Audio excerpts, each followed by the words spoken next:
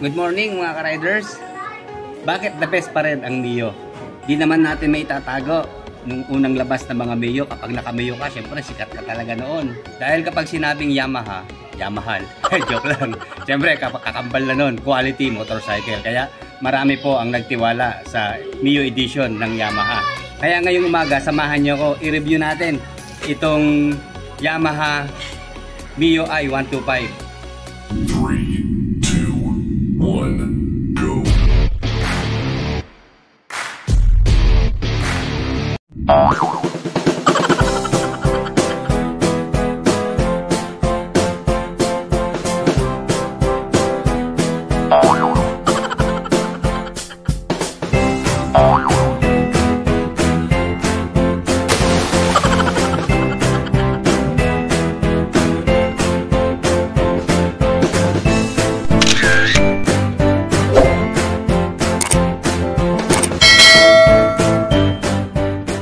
Unang-una po, sa personal ko lang pong observation dito sa Mio i125 ay yung kanyang dimension o forma po ang nagdala.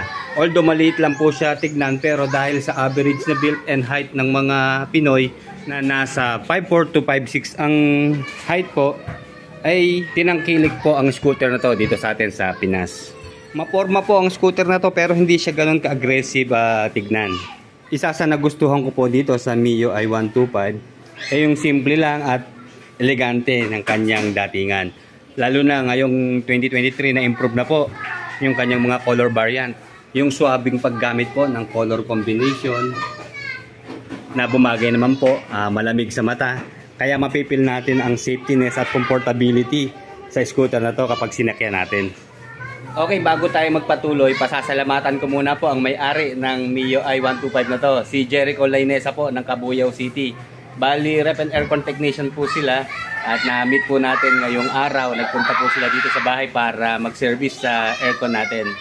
Kaya ito, sinamantala na natin na ma-i-vlog ito pong Mio i125 kasi matagal ko nga rin po itong gustong i-vlog. Ngayon lang po tayo nagkaroon ng pagkakataon.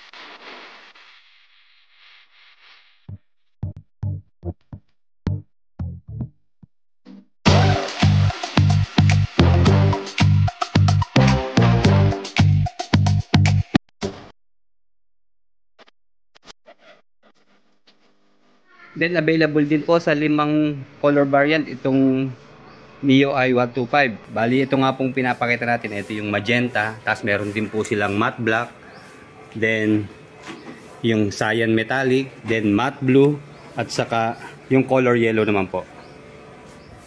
Then sa engine type naman po niya, ito po ay naka air cooled, 4-stroke, single overhead cam.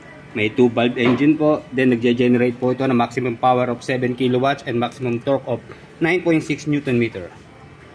Then mapapansin po natin na nag-upgrade na po ng muffler itong si Jericho. Bali yung stock muffler po nito ay meron pong 3-way catalytic converter. At may engine control din po at oxygen sensor feedback. Mamaya tignan natin kung matetest natin kung okay ba ang tunog nitong Podium 1 Racing na muffler. Okay, bali kasama sa in-upgrade po ni Jericho itong seat cover na ginamitan niya po ng JRP na brand. Ito po.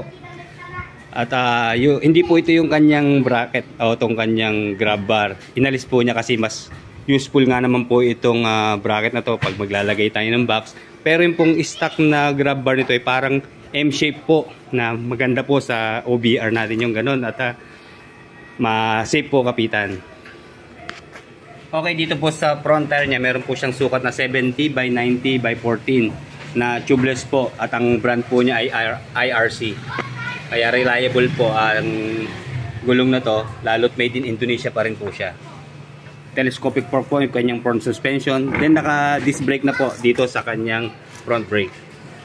Then naka single shock absorber po dito sa kanyang suspension. Ito nilagyan niya po ng cover para protected po sa dumi.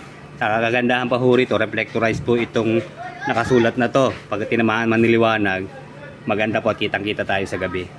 Then yun po ang sukat ng gulong naman niya sa likod. Ito po, 80 by 90 by 14. Then, naka-drum brake po dito sa rear brake niya.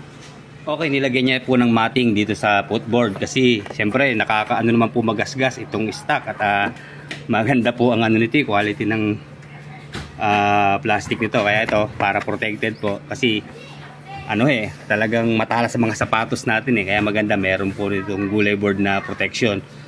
Okay, malaki po ang kanyang gulay board din. Same time meron pong sabitan dito para sa ating pamamalengke. Then nakagandahan sa kanya kahit maliit lang po ang kanyang size. Ito po meron pa rin po siyang pocket dito sa left. Ito po kasya po ang isang mineral water. Ito medyo medium size po ito. Then yung shades niya yan dito na nakalagay. Dito ito po may shutter lock na rin po yung kanyang ignition. So siyempre disusi pa rin po ito. Tapos dito meron pong maliit na parang bulsa dito sa kanan. Yung saktuhan lang siguro sa cellphone. Pero kagaya ng sabi ko, wag po tayo mag-iiwan ng cellphone sa ganito. At malamang sa malamang malilimutan din natin o baka malubak tayo mahulog naman po. Okay, dito sa kanyang speedometer o dito sa kanyang instrument panel, all analog. So mas maganda naman po sa viewing natin. Malinaw po yung information na kailangan natin. Nandito na lahat. Ito meron din po siyang eco indicator. Then yung kanyang fuel gauge, ito na po sa pinakababa. Then ito po yung check engine, then turning light signal, then sa high beam at low beam, then yung speedometer, at yung nasa gitna po ay yung kanyang odometer. Okay.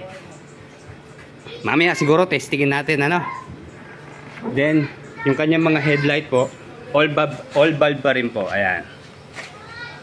Sa signal light, headlight, hanggang sa tail light at stop light po. Ayan, puro bulb rin po siya. Okay, maswerte, pinagamit tayo nung may-ari si Jericho. Pero check muna natin yung kanyang U-box. Ito, bali sa seat open. Ayan. Ayun. Okay, medyo malaki din ang kanyang under seat storage. Ito, pero hindi ho kasya dito ang helmet. Miski half face kasi mababaw lang po. So ito lang po pwede nating ilagay. Kapote, motorcycle cover, saka ilang mga tools, saka documents na rin siguro kasya na rin. Pero mas ideal sa gantong Mio po na merong box pa rin siyempre para marami tayong madala. Then meron po siyang 4.2 liters na full tank capacity sa kanyang gas. Okay, check na natin yung mga ilaw niya na kahit bulb siya, tingnan natin kung maliwanag. Although talagang hindi natin mapapansin kasi umaga pa po buksan na natin. Kaya yun okay din naman ang kanyang liwanag, lalo na siguro to sa gabi. Pero ito very basic naman, madali natin ito mababasa. Okay, tignan natin yung kanyang headlight. Okay, bali ito meron po siyang DRL dito sa magkabila pero kulay yellow po ang kulay.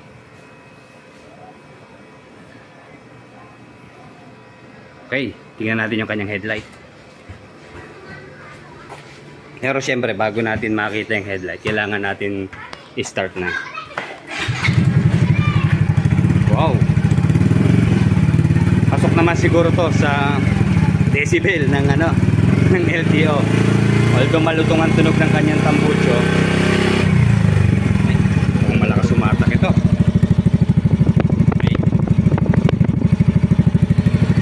So ito, ang ilaw po niya ay valve na kulay yellow po. Ayan.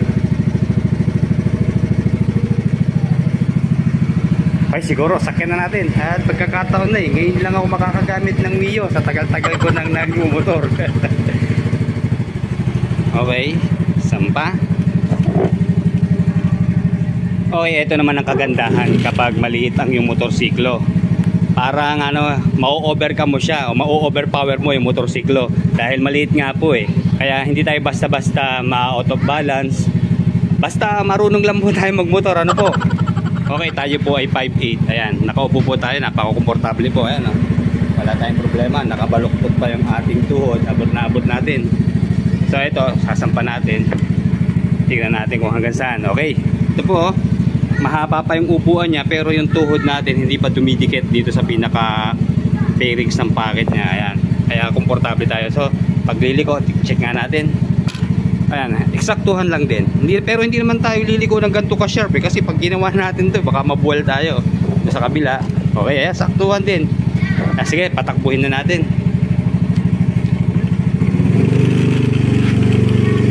Okay, mukhang na-upgrade na itong itong scooter na to kasi ganda niya humatak.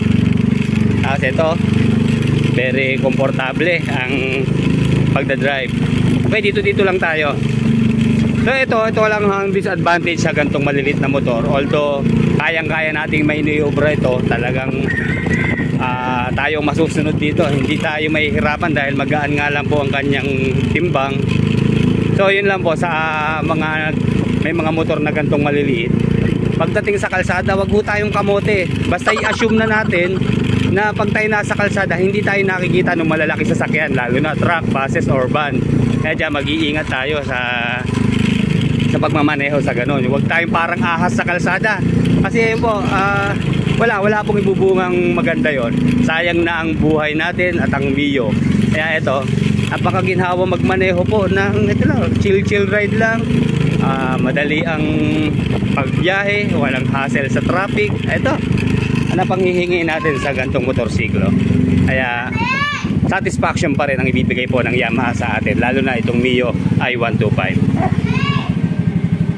Okay, ito po yung may-ari, si Jericho Layseta ba? Ano ba? Laynesa, sir. Laynesa. Okay. Sige, tatanungin natin si Laynesa. Konting interview lang. Sige, ikaw muna dito sa motor. Pakikuha muna ito. Okay, sir. Bali, saan mo nakuha itong Mio mo? Bali sa Kalambang Parian. Ropali ko yung... Ropali motorcycle. Okay.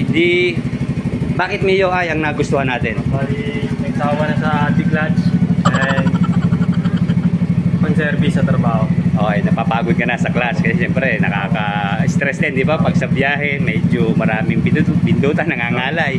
So dito, observation mo, sa takbo, may ka ba? Problema sa naging takbo niya? Wala naman po. Pero nag-upgrade ka na? Bali, nagpalinis lang po panggilid. Panggilid, pero wala kang pinaltan sa CVT niya? Wala naman. Pero itong tambucho mo? Yan lang po, nagpalit po akong tambucho. Okay naman ang performance sa'yo nito? Okay naman po.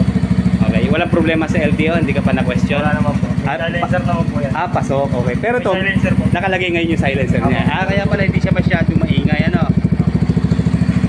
Okay, bukod doon ito, bakit tayo naglagay ng gantong bracket? Sige, patayin mo muna. Bali, nagpalit po ako gawa ng kargaan po ng hagdan. Box, talaga ng box, saka hagdan. Kasi nga nagse-service po sila ng rep and aircon. Ito po, katatapos lang nilang linisin yung aming aircon.